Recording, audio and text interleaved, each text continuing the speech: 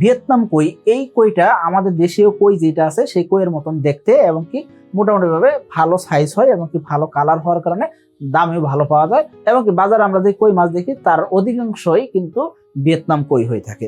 এই ভিয়েতনাম কই আমি চাষ করব, কিভাবে চাষ করব এবং কি চাষ পদ্ধতি কেমন হবে, চাষে কোনো লোকসান হয় কিনা বা কিভাবে চাষ করলে লাভবান হওয়া যায় এবং কি কোন ধরনের পুকুরে ভিয়েতনাম কই চাষ করা যায়, কিভাবে চাষ করবেন, কোন ধরনের খাবার দিবেন, কি গণতে চাষ করবেন, যেটা আমরা জানার চেষ্টা করবো। তো চলুন শুরু করা যাক। এখনো যারা চ্যানেলটিকে সাবস্ক্রাইব করেনি সাবস্ক্রাইব করে দিবেন, বেল বাটন প্রেস করে দিবেন যাতে নতুন নতুন যত ভিডিও আসে সবগুলো দেখতে পারেন। এই যে ভিয়েতনাম কই যখন চাষ করবো সেক্ষেত্রে আমরা একক চাষও করতে পারি, মিশ্র চাষও করতে পারি। একক চাষের ক্ষেত্রে দেখা যায় কি ভিয়েতনাম কইয়ের পুকুরে পানির কালারটা অনেক মোটা হয়ে যায় বা অনেক সবুজ হয়ে যায়, যার কারণে অন্যান্য যে মাছগুলো দিবেন সেই মাছগুলো অবশ্যই হিসাব করে দিতে হবে, মানে যে কোনো মাছ চাষে দেওয়া যাবে না। আবার মিশ্র চাষ যখন করবেন, যে কোনো মাছ চাষ করতেছেন তার ভিতরে কিছু ভিয়েতনাম কই দিতে দিতেছেন সেইটাও দেওয়া যায়, তবে একক চাষটাই সচরাচর লাভজনক বেশি হয়। এই ভিয়েতনাম কই চাষের ক্ষেত্রে মৌসুমী পুকুর বা 12 মাস পানি থাকে এরকম পুকুর সিলেক্ট করতে পারেন, কারণ কি মাত্র 3 থেকে 3.5 মাস বা 4 মাসে মাছ বিক্রি করা যায়। তো আপনি ভিয়েতনাম কই যে কোনো পুকুরে চাষ করতে পারেন। নার্সারি পুকুর অবশ্যই রেডি করতে হবে, কারণ কি ভিয়েতনাম কই চাষ করতে চান তারপরে অবশ্যই নার্সারি করতে হবে, এটা বাধ্যতামূলক। নার্সারি পুকুর 2% থেকে 10% ভিতরে হতে পারে। এই জায়গার ভিতরে আপনি কি করবেন, শতাংশে 2000 থেকে 3000 মাছ দিয়ে আপনি নার্সারি করে দিবেন। নার্সারি করলেন, এখন এই নার্সারি পুকুরের পানি গভীরতা 3.5 ফিট থেকে 4 ফিট হইতে হবে, এর নিচে নার্সারি পুকুর বা চাষের পুকুর হওয়া উচিত নয়। আমরা বলে থাকি চাষের পুকুরের পানি গভীরতা 4 ফিট থেকে 5 ফিট হওয়াটা সবচেয়ে জরুরি, আর নার্সারি পুকুরে 3.5 ফিট থেকে 4 ফিট হতে পারে। কাদার গভীরতা অবশ্যই কম হতে হবে, কারণ কি যখন ভিয়েতনাম কই চাষ করবেন এই পুকুর পানি অতিরিক্ত সবুজ হওয়ার একটা প্রবণতা থাকে। যদি কাদার পরিমাণ বেশি হয় সেক্ষেত্রে দেখবেন কি পানি আরো বেশি মোটা হয়ে যাচ্ছে। এই জন্য বলবো কাদার গভীরতা যত কম থাকে সেদিকে খেয়াল করা। পুকুরে যখন মাছ মজুত করবেন, মজুত করার ক্ষেত্রে অবশ্যই খেয়াল করবেন ছোট বড় সব ধরনের পুকুরে চাষ করা যায়, তবে বেশি বড় জায়গা অর্থাৎ 20 একর 10 একর বিশাল বড় বড় জায়গাতে ভিয়েতনাম কই চাষ না করাটাই ভালো, কারণ কি ভিয়েতনাম কই সচরাচর 2%, 5%, 10%, 50%, 1 একর 2 একর 5 একর জায়গা পর্যন্ত চাষ করলে ভালো ফলাফল পাওয়া যায় এবং কি বছর শুরুতে ভিয়েতনাম কইয়ের পোনা পাওয়া যায়। তো শুরু থেকে যখন ভিয়েতনাম কইয়ের চাষ করলেন সেই ক্ষেত্রে দ্রুত সময় মাছ বিক্রি করে আবার একটা মাছ চাষে দিতে পারতেছেন, এই কারণে অনেকে ভিয়েতনাম কই চাষ করে থাকেন। তো ভিয়েতনাম কই যখন চাষ করবেন সেক্ষেত্রে পুকুরে পানি গভীরতা 4 ফিট থেকে 6 ফিট হওয়া সবচেয়ে আদর্শ, এই গভীরতা রাখতে পারাটা সবচেয়ে ভালো।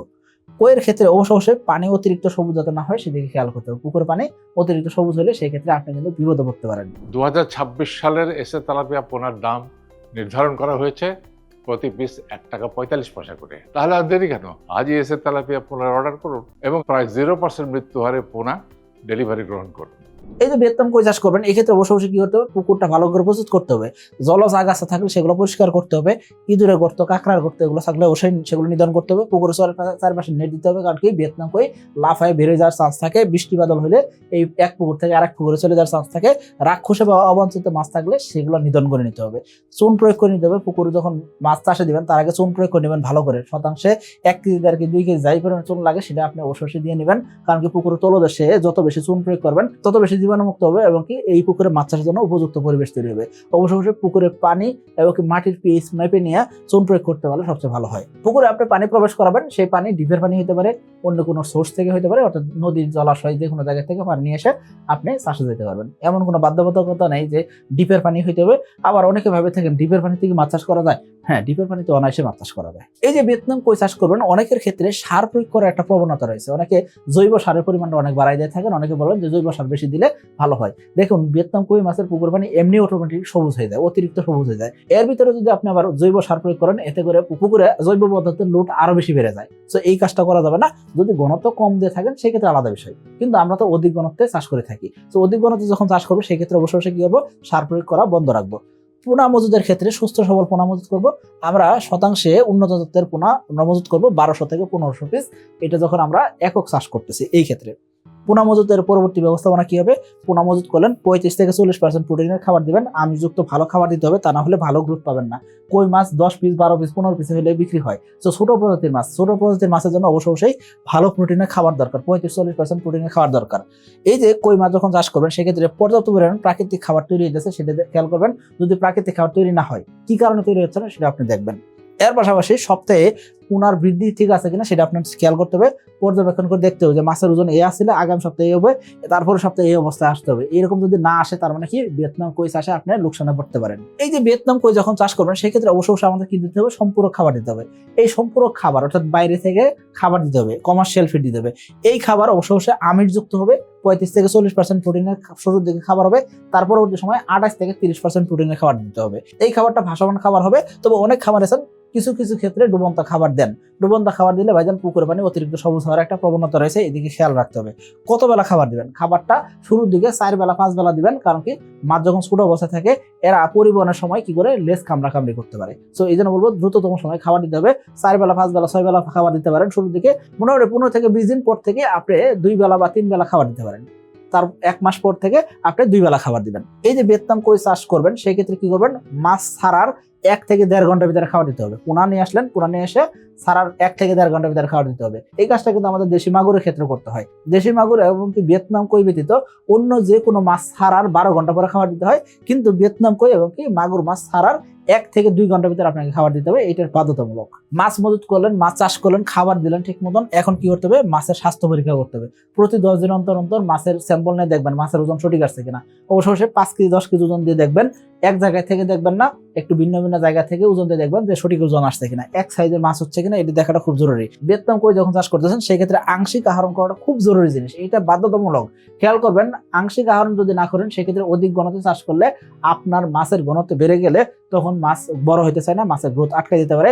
অবশ্যই কই মাছ যেহেতু দ্রুত সময় বিক্রি হয়, 3 মাস থেকে বিক্রি করা শুরু করা যায়, 3.5 মাসে বিক্রি শেষ হয়, অনেক সময় 4 মাস পর্যন্ত সময় লাগতে পারে। তো এই 3 মাস 3.5 মাসের ভিতরে মাছ বিক্রি হয়, এরকম মাছ যদি চাষ করেন সেক্ষেত্রে আংশিক আহরণ করতে হবে। আংশিক আহরণ মানে কি, কিছু মাছ বিক্রি করবেন, পার্শিয়াল হারভেস্ট যেটা বলা হয়, অর্থাৎ আপনার মাছ উৎপাদন হয়েছে প্রতি শতাংশে 100 কেজি, আপনি আরো 20 কেজি উৎপাদন করতে চাইতেছেন, অর্থাৎ 120 কেজি টার্গেট করছেন। এই ক্ষেত্রে কি করতে হবে, আপনাকে মোটামুটি 30 কেজি মাছ বিক্রি করে কমাই দিতে হবে, তাহলে আপনার মাছ হয়ে গেল 70 কেজি। এখন আপনার পুকুরে যখন মাছ 70 কেজি আছে, আগামী 15 দিনে দেখবেন কি আবার মোটামুটি 100 কেজির আশপাশে ওজন হয়েছে, তার মানে 30 কেজি মাছ বিক্রি করছেন, আবার নতুন করে যদি 100 কেজি বা 90 কেজি মাছ উৎপাদন হয় সেক্ষেত্রে আপনার 120 কেজির আশপাশে উৎপাদন হয়ে যেতেছে। এইভাবে টার্গেট করে আপনার উৎপাদন আগাইতে হবে। তা না হলে একবারে যদি আপনি 120 কেজি 200 কেজি 500 কেজি উৎপাদন করতে চান, এটা করা যাবে না। ভিয়েতনাম কই অবশ্যই অধিক ঘনত্বে চাষ করা যায়, কারণ কি এদের অক্সিজেন চাহিদা কম, সো আপনি চাষ করতে পারেন। কিন্তু আপনার যদি অভিজ্ঞতা না থাকে, রোগ ব্যাধি হওয়ার চান্স থাকে, পাশাপাশি মাছের গ্রোথ কম হওয়ার একটা চান্স থাকে, এসব জিনিস জেনে বুঝে আপনাকে ভিয়েতনাম কই চাষে আসতে হবে। মার্চ এবং এপ্রিল মাসের মধ্যে এসে তেলাপিয়ার পোনা অর্ডার করলেই 2 জন সৌভাগ্যবান ব্যক্তি পাচ্ছেন পবিত্র উমরা হজ পালনের সুবর্ণ সুযোগ। আর লটারির লাইভ ড্র হবে 1 মে 2026। এই যে ভিয়েতনাম কই চাষ করবেন সেক্ষেত্রে সম্ভাব্য উৎপাদন কেমন হতে পারে, প্রতি 3 থেকে 4 মাসে মাছ বিক্রি করা যায়, যেহেতু এই ক্ষেত্রে দেখা যায় প্রতি শতাংশ জায়গাতে কমপক্ষে 80 কেজি উৎপাদন করা যায়।